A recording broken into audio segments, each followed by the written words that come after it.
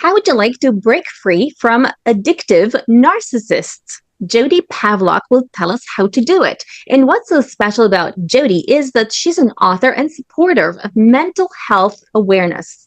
So, Jodi, tell us about your experience with narcissists and how can someone break free from a very addictive person, from a person that you are very addicted to, who is a narcissist. Yes, Your podcast with Lily Patrascu shares longevity and anti-aging techniques to stay young forever, increase energy, overcome addiction, and live your longest, best life ever. Shared by world's most innovative, alternative, and traditional health, thought leaders, healers, and doctors. Discover quantum healing strategies to heal your mind, body, and soul. Yes, absolutely. Well, first, thank you for having me. I appreciate it. My book basically features about my ex-husband, who was a classic narcissist. We touched on him a little bit in the book, but the main narcissist in the book is my ex-fiance, Frank, who is a covert narcissist. So they're two very different types. There's malignant, there's covert, overt, but he's kind of a mix of everything, but more of a covert.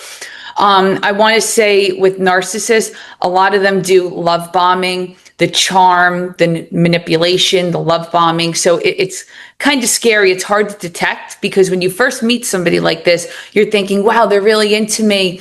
You know, they like the same interests as me. They're texting me so much. And in a normal relationship, that could be a green flag, but in a narcissistic one, that's a very big red flag. So you kind of have to gauge your intuition, especially if you haven't been with one before, a narcissist. You kind of have to see how things are going. That's my best advice. I went from one narcissist to another, so that was kind of my issue unknowingly.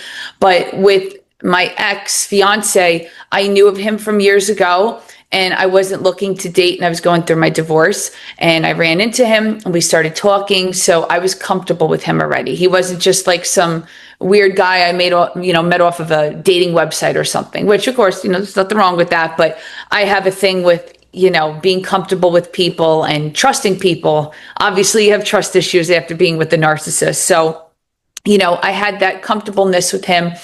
And with him, he mirrored me, which is another big term with narcissism. They basically look to see what kind of person you are, your reputation, what your likes, dislikes are, how you are. And he truly did mirror me because he did not move fast. He didn't even really love bomb. See, that was the problem. He did a lot of narcissistic things, but not like a classic textbook narcissist. So, they could come in all ways, shapes, and forms. But unfortunately, as time went on, it took him about 2.5, almost 3 years for the mask to drop when he really showed me his explosive rage and alcohol addiction problems, and then the disgusting mouth and the put downs and everything with me. That's when the mask really started to drop. It was probably about 6 months after I moved in with him. So they say it really is different when you're dating somebody and then you live with them, and that goes with everything in life. But when you see this other unhinged side of them, you're like, whoa, it's just crazy to see. And back then, I did not want to accept. I actually refused to accept that was the real him, because we were great for, like I said, 2.5, 3 years, not even one fight over anything. So I'm like, this can't be him. He just must be having a midlife crisis, a bad day. He's pissed off about something. He's tired. I don't know. We all make excuses. And that's where self-love has to come in, and we have to recognize the patterns and break them for sure. Thank you. Tell us, how do we recognize a covert or overt narcissist? And why should someone stay away from a narcissist?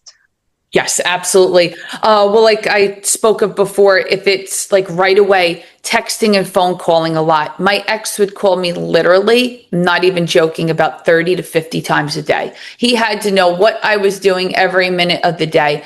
And then he would start with the accusations. If I was out with my mother or my aunt going food shopping, the doctor's appointment, I'm out gallivanting with them.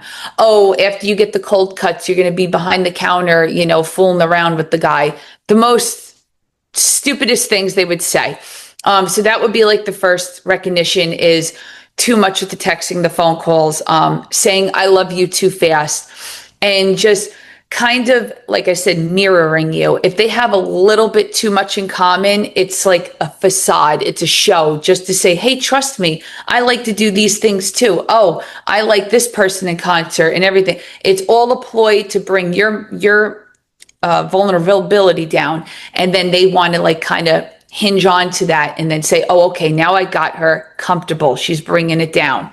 So that's how I would say you'd recognize the patterns. Too much, too fast, and a little bit too much similarity, because that usually doesn't happen in life, at least not right away. And absolutely 100% you want to stay away from a narcissist. And this goes for a parent, a sibling, a worker, but specifically for me, what I dealt with as a partner, fiance, whatever, somebody I lived with, they do so much damage mentally, self-esteem, how you just walk on eggshells. You never know when they're going to explode. You never know what's going to tick them off. And, on top of that, you never know what every day is going to bring. The next day might be good, might be bad. Are they going to punish me, give me the silent treatment? And then once you start to piece together that they're a narcissist, they all go by the same playbook, but they go to their own rules. They beat to their own drum, if that makes sense. So in a nutshell, they live a double life. They all live a double life. I don't care what anybody says. And you'll never know about it until you do, like I did. And then you have to say, wow, this person is detrimental to my health. And you have to leave, because anybody who stays in a toxic relationship, and I understand some people have children, they have assets, money issues that they can't leave. Do whatever you can, be self-sufficient, borrow money maybe from family members, talk to a therapist, go crash at a friend's house, whatever you got to do, get away. Because trust me, I tried to change my ex for the better. I tried to go to therapy with him. I tried ignoring him, yelling back, reasoning, apologizing for things I didn't do, which is another thing that empathetic people do. They take the blame for stuff that they didn't even cause because they just want to keep the peace. And that's that trauma bond.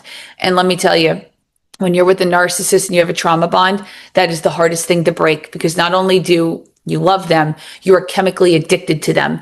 The dopamine hits of when they're good, and then when that roller coaster goes down and they're mean to you or just, abusing you in some way, shape, or form. And you just want that positive reinforcement. Please, please be nice to me. Please stop it. I didn't mean it. You took this the wrong way. I didn't do this. I didn't answer the phone. I was at the doctor's, whatever their excuse is for them being pissed off at you. You don't want to be in that place. And especially mentally, you could be the strongest person ever, like I was, but he put me in a deep, dark place. And I still go to therapy. I have a narcissistic abuse specialist therapist, because this is a specialized personality disorder. It's a mental disorder. And I'm not saying that lightly, because it is, but I will say one thing. I do not feel bad for narcissists, because unlike other mental disorders where they can't help it or they're unaware, they can help it. They choose to hurt you because they're insidious and they enjoy seeing you in pain, whether it's emotional or physical. And number two, they refuse to take accountability. So they know what they're doing every step of the way. They see how they're crushing your soul, crushing your spirit, killing the love that you've had for each other. And, from what I've heard with narcissists, their biggest issue, and it usually stems from childhood, is a fear of abandonment. But then on the other flip side, they do absolutely everything to destroy whatever is good in their life. And then their worst fears come true, because from what I've heard, every single woman has left my ex. He has never left anybody. So what's the common denominator here? The narcissist. The woman gets fed up. They find out about cheating, the abuse. They walk. But me, I am different, because I am the one that he posted for 9 years. I'm the one that he was supposed to get married to. Everybody knew of me. And now with me being very public about the book in my story, I will forever live rent-free in his head. And it's not a punishment. This is just the consequences of when you do somebody dirty. This needs to be talked about, narcissism. People need to stay away from these kinds of relationships, because you don't see it in the beginning. It's always good in the beginning, but, like my stepfather would say, come to me 5 years from now and let me know how good it's going. And that's in any kind of relationship. But a narcissist belongs with the narcissist, because they're the only ones that could deal with each other's cuckoo-ness. And then, like I said, they're still going to always live that double life. You can't have peace with the narcissist. You're going to lose your self-sense, your mind, your finances, and you're going to always walk on eggshells. And nobody should have to be subjected to that. Nobody's worth giving up your mental well-being for. Thank you. Tell us the 5 ways that narcissists punish you, and how can someone break away from that addictive cycle of punishment where you actually feel like perhaps you deserve it. Perhaps you feel that that's what you're worth. Perhaps sometimes you're just like so in love and so addicted to the sex because the sex can be great. And then you are so addicted to him that you may even know that he's cheating or he's doing different things to hurt you, but you just feel like you can't leave. Yes, and I understand that because I was in that situation. I left my ex technically twice. The first time I thought it was an emotional affair. I could not accept that it possibly could be physical. And then the second time I left him for good. But 5 of the tactics that they do is stonewalling, like completely shutting down. Silent treatment, same thing, ignoring you, not talking. The rage, oh, forget it. They'll just yell at you for anything. They'll punish you, take away sex, affection, finances.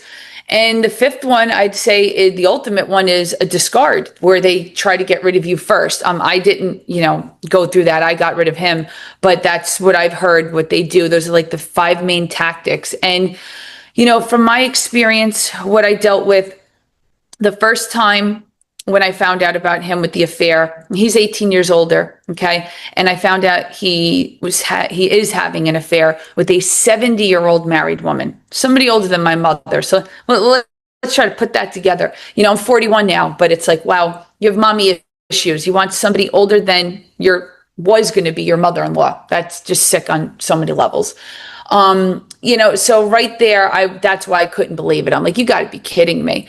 And she's married too. So it's like 2 people are agreeing to have an affair. How old are we? I mean, you people are grandparents, get a life, be happy with who you have at home. Otherwise, go your separate ways. But they don't have that mentality. They love the double life. They love the thrill of the chase, the conquest. That's a very big word a narcissist use, the conquest. And that's what they feed off of. So the first time around, I knew there was something, not right going on. I wanted to believe it was just emotional, but I was still deeply hurt. Moved out, blocked my number. He contacted my best friend 6 weeks later. He put us back in contact. No, it's not what Jodi thinks. I was scared about the wedding, whatever bullshit he made up. I don't want to call myself stupid, but I was silly for going back, but that's okay. That's the height of the book at the end. What happened? And I went back and I learned my lesson because he was still abusive, blaming me for everything, did not want to talk about the affair. And then I found out it really was physical. Shocker, right? And I blocked him again. And once I was shown the evidence that he was with granny panties, as I refer to her, I made a decision right then and there to block him, just print out the picture of him and her, and I left it on his work truck. And I never spoke to him again. He's blocked on absolutely everything. I have nothing to say to him. But I will say it takes the strength from within. I honestly can't advise anybody how to exactly do it because everybody's going to have their breaking point. It takes the usual narcissistic abuse survivor 7 times on average to leave for good. It took me twice. And I also want to let everybody know, because I'm very transparent, real, and raw. I did not want to leave my ex. I was still in love with him. I still love him just a little bit. I hope that goes away with time.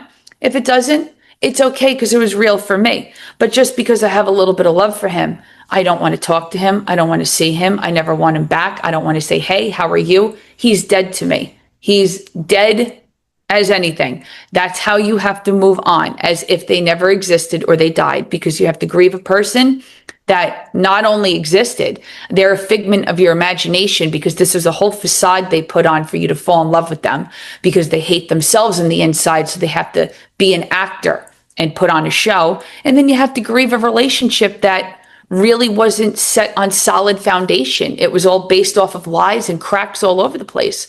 So that was my drive, because Once I found out again, that was my 40th birthday weekend. He was supposed to take me to Atlantic City, which is a place we always went to, we frequented. That's where he was taking Granny Panties. He took her for 3 days, and he didn't call me once for 3 days. Somebody who calls 50 times a day and did not answer my phone calls or texts for 3 days.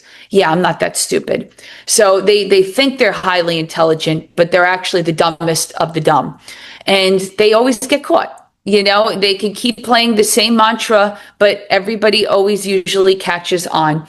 And, you know, you just have to find a strength within, and you have to put it to your mind and say, this person is not good for me. It doesn't matter if I still love them. This is not real love on their end, how they're treating me. If they really valued our relationship, they wouldn't be cheating, especially when you give them a second chance and they do it blatantly in a place that you know and people know you for 9 years. It's an embarrassment, you know? It's not on my character, it's on his, but it's still like I was associated with him for all those years. So you don't put people in those situations. So you just detach and you move on. And I would go to therapy like I do, confide in friends. You know, be educated on narcissism. You could go on TikTok, you put in Narc Talk. I think it's NARCTOK. There'll be hundreds of thousands of videos, and it'd be specifically like what you're going through, the trauma bond. You're going to go through withdrawals. They say, see, I don't drink or do drugs, but they said going through the trauma bond is something like a heroin addict being weaned off of the drug. Like they have withdrawals, they shake, they have anxiety, they can't sleep. Well, I certainly went through that.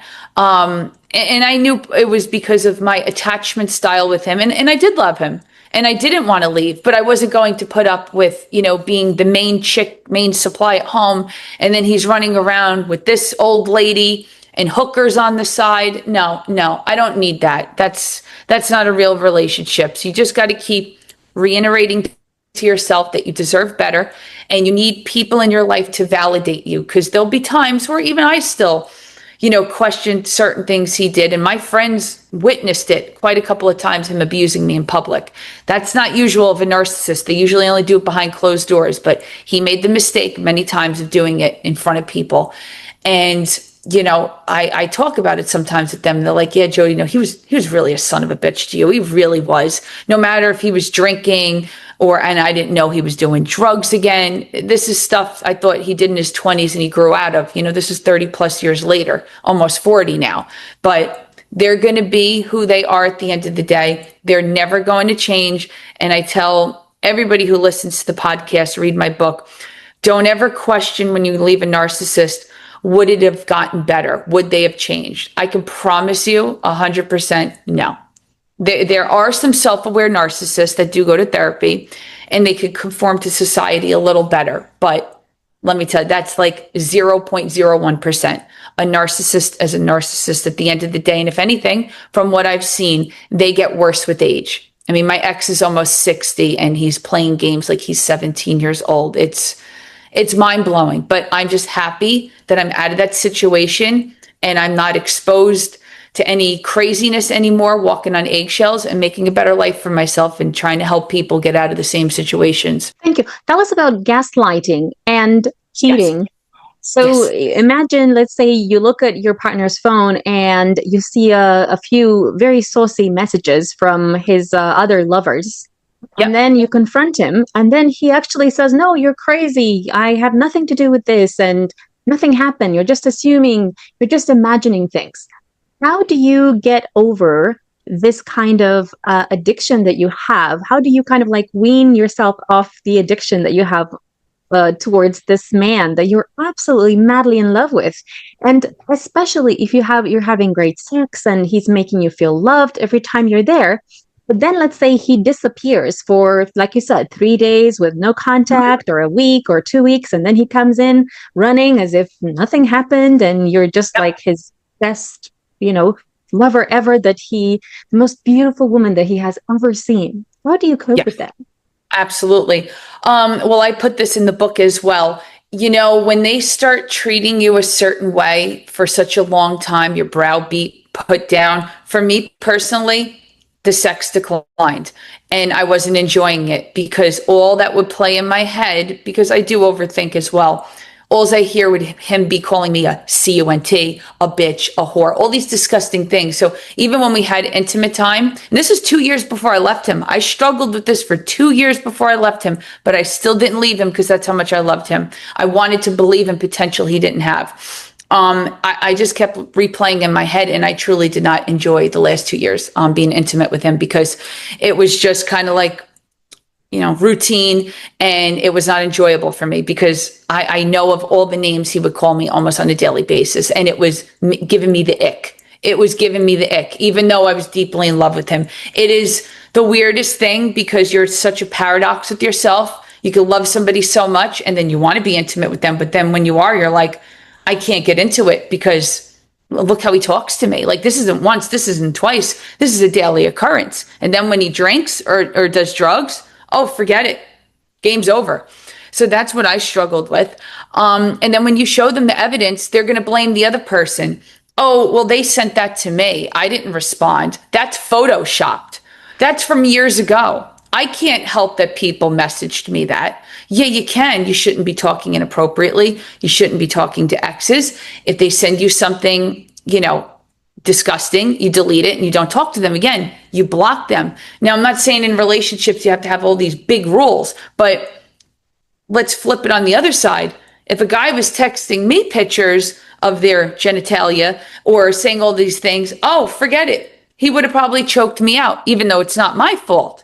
Somebody randomly. But me, if I would have gotten that, I would have showed him who the hell sent this. And I delete it and I block them because that's what a normal person does, but not them. They want validation from a squirrel. They don't care anything. You know what? They want validation with anything with the hole. Let's just put it that way. Okay. They don't care where it comes from. They just want it. And they want that ego boost.